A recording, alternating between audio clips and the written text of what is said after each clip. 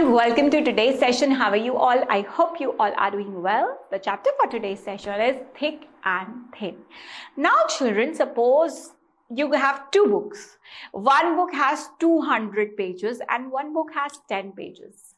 Which book is thick and which book is thin? The 100 pages book will be this thin, thick, and the 10 pages book will be like this. So thick and thin, because it has more pages and it has less pages. So in summers, what we like to wear?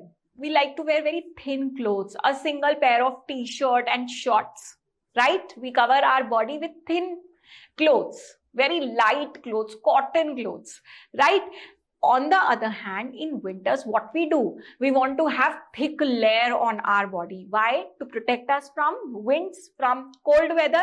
So we have our inner, then t-shirt, then sweater, then muffler, then jacket, everything we wear. So we wear thick layer of clothes. And on the other hand, in summers, we wear thin layer of clothes. So here we are comparing in terms of thickness. When we compare the two things on the basis of their thickness. We say thick and thin.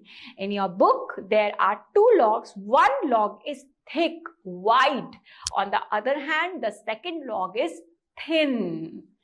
So this is the difference between thick and thin. Now, fun session, let's rhyme with me. In a green forest, beautiful and wide, a thick and a thin log lay side by side. The thick log comes tall and grand. For the thin log, it always takes a stand. The thin log looks so light. The two share a special bond. What a beautiful sight! It is the forest where they belong, teaching us to always stay strong. So children, obviously the thing which is thick is heavy in weight also. The thick book is heavy in weight, which has 100 or 200 pages, and on the other hand, a thin book which has 10 pages only, it is easy to carry. So the thick thing will have more weight.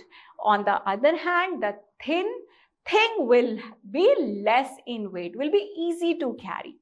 I hope you understood it well. With this is the end. I'll see you in the next session.